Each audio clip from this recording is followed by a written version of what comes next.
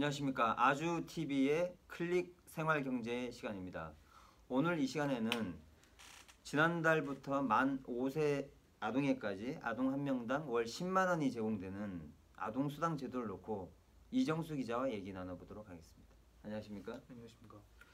네, 이 아동수당 제도 지금 시행 이후에 지금 많이 좀 관심을 받고 있는데 주로 좀 몇 살까지 제공이 되는 거죠?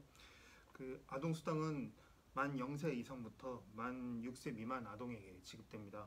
만약에 태어난 지 72개월이 되는 달부터 받을 수가 없는 셈이니까 만약 아이가 6세 생일이 도래했다면 네. 그 전달까지만 신청할 수 전달까지? 있는 셈입니다. 만약에 그 지난달 같은 경우에는 2012년 10월 이후 출생자까지만 받을 수 있도록 되어 있습니다. 그 아동 수당 지급 대상 아동에게는요. 그 매달 25일에 10만 원이 지급됩니다. 만일 한 가정 내에 만 6세가 되지 않은 아이가 둘이 있다면 해당 가구에는 매달마다 20만 원이 지급됩니다.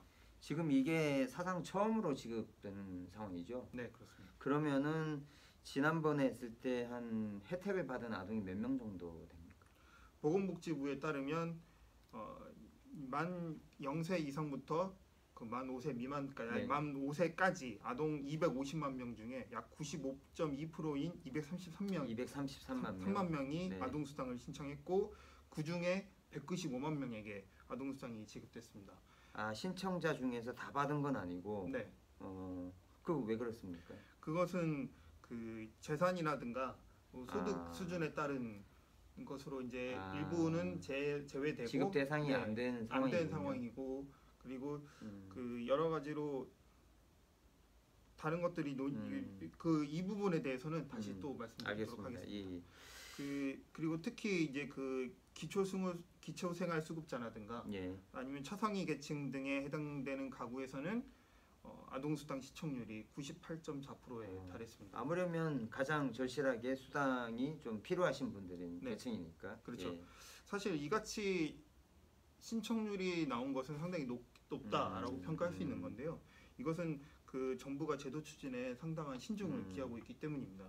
그 아동수당은 문재인 정부가 출범하기 전부터 강조해온 핵심 공약 중에 하나였는데 저출산이라는 사회 구조에서 양육 부담을 줄일 수 있는 방안으로도 꼽혔습니다. 그래서 정부는 안정적인 신청이 이루어질 수 있도록 지난 7월부터 사전 신청을 받았기도 했고요.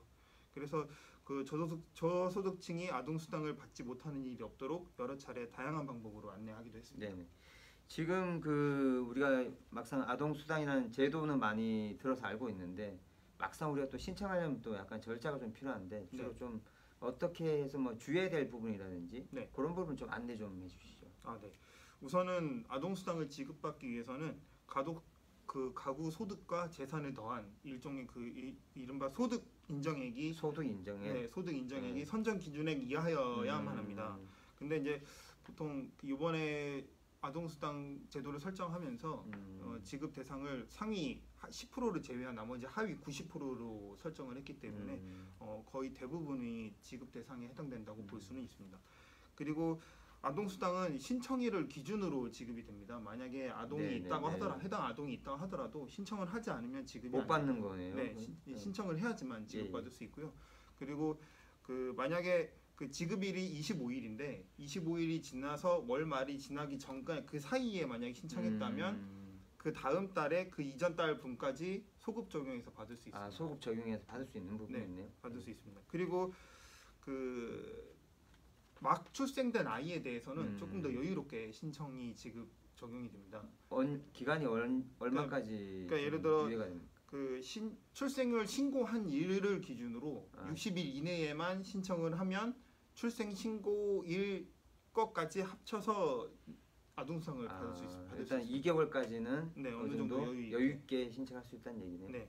그리고 이건 좀 주의해야 될 부분인데요. 아동수당은 부모 모두의 그 서명이나 공인 인증서가 필요합니다. 만약에 주민센터를 가서 주민센터를 방문해서 신청을 할 경우에는 부모 모두의 서명이 필요하기 때문에 홈페이지를 통해서 신청서를 다운받고 서명을 먼저 한 후에 한 명이 가서 신청을 하면 더 도움이 되고요.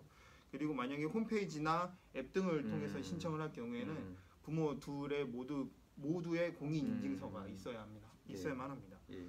그리고 법적으로 그 아동이 90일 이상 해외에 체류해 있는 경우에는요, 아동수당 지급이 정지됩니다. 아, 해외에 있을 경우에는 네. 90일까지만 네, 90일 이상 되면은 그다음부터 정지가 네, 됩니까? 지급이 정지. 아, 다시 돌아오면 다시 그게 되는 그때부터 거죠. 지급됩니다.